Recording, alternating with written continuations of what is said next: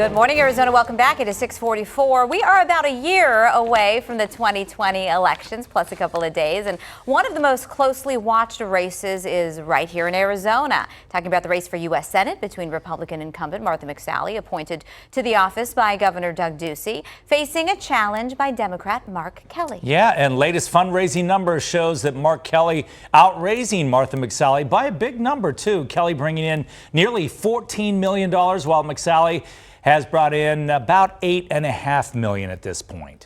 One of the biggest concerns about the 2020 election is outside interference and things on like social media, disinformation campaigns. Senator McSally was asked about those risks in D.C. this week. She spoke at the Fortune Most Powerful Women Summit, where she said Americans should not be tricked by the spread of disinformation. So joining us this morning, her challenger, Mark Kelly, to talk about several important issues happening across Arizona and the country, of course, that relates to your families. And regarding money, and thank you for joining us, I was reading that for every dollar you've raised within Arizona, you get $3 from outside Arizona. What does that tell you?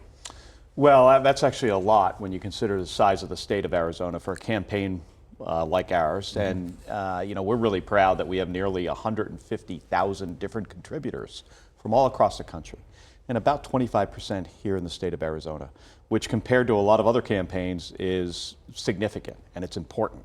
A lot of grassroots support right here from in the state. We were talking during the commercial break. I mean, we have 1,000 questions for you about your career as an astronaut and as a pilot and some of the momentous moments that you've been a part of. How does that all prepare you for a journey to Washington, D.C. and potential service in the U.S. Senate? Well, as a Navy combat pilot, a Navy test pilot, somebody with a master's degree in aeronautical engineering would be pretty rare in the United States Senate. And an astronaut, I've been a problem solver and a public servant my entire adult life. You know, so I'm somebody that I think I could look at some of these issues from a different perspective than your average member of Congress. So you turn on the news these days, and it seems like all you see is this impeachment inquiry. Curious how you stand on that, and do you feel like maybe so much effort is being put into that not enough is being done to help families across the country in terms of things that matter the most, health care and, you know, all that stuff? Sure. You know, we should be able to do, you know, more than one thing at a time.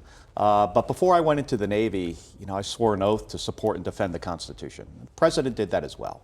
And I think, you know, to have a conversation with a foreign leader about your political opponent, not appropriate. I think it needs to be investigated. The rule of law is what holds our democracy together.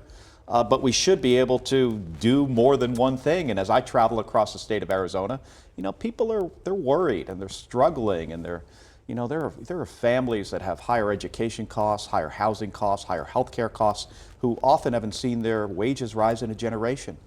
Congress, you know, should be addressing these problems, and from what I've been seeing, especially lately, you know, Washington, D.C. is failing Arizona families on these issues. There are many issues that are at the core of your campaign, of course, gun reform being one, also addressing climate change and getting kind of a real plan about that. How does your background impact and shape the way that you look at our world? I mean, you've looked at the Earth from on the Earth and away from it. Right. I mean, you know, I launched on my first space shuttle flight in 2001. It's an incredible experience. I highly recommend it. It's a lot of fun. It's on the list. And, you know, you get into space, you see, you know, our planet as this big round ball just floating there. Let me remind people again, it is round. You know, and you get this strong sense how we're all in this together. I mean, all 7.7 billion of us live on an island in our solar system. And we've got no place else to go. We have to do a better job taking care of this planet.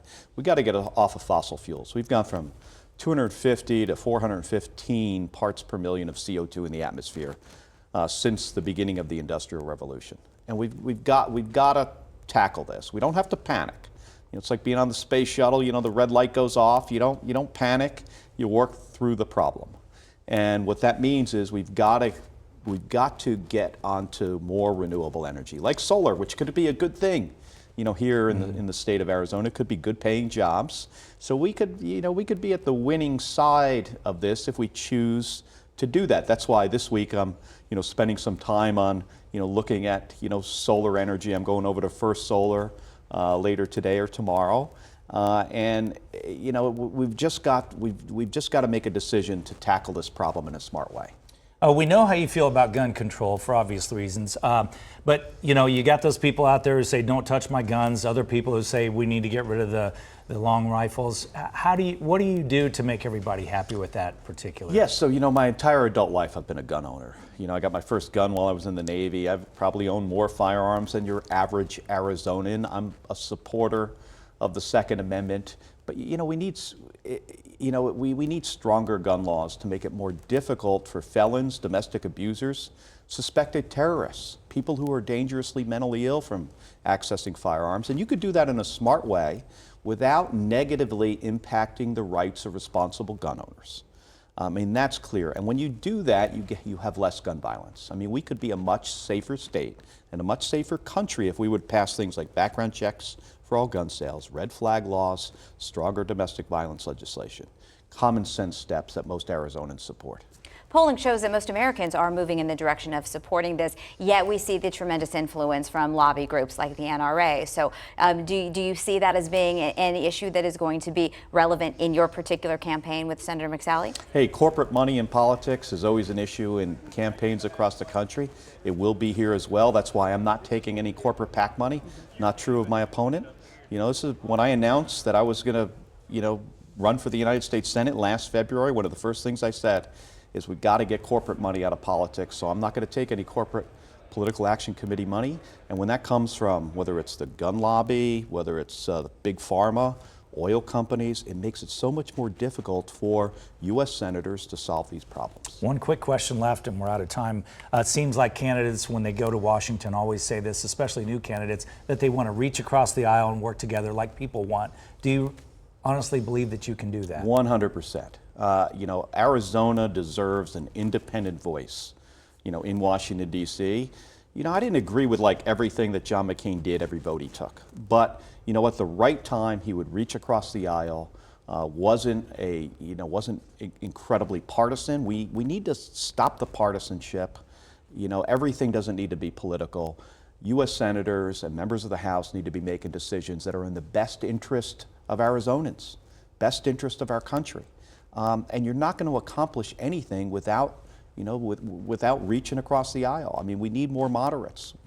But to do that, we've got to do a couple things. We've got to stop the gerrymandering of House districts. We have to get the corporate money, corporate political action committee money out of politics.